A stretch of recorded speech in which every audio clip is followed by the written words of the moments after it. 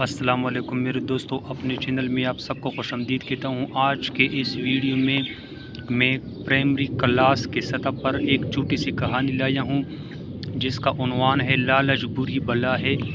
تو چلو شروع کرتے ہیں۔ ایک دفعہ کا ذکر ہے کہ کسی گاؤں میں ایک شخص رہتا تھا۔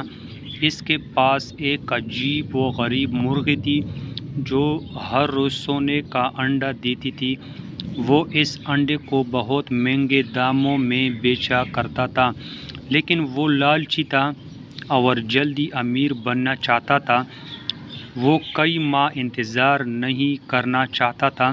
ایک دن اس نے مرغی کو ذبح کر ڈالا تاکہ وہ ایک ہی دن میں سونے کے تمام انڈے حاصل کر لے اور امیر آدمی بن جائے۔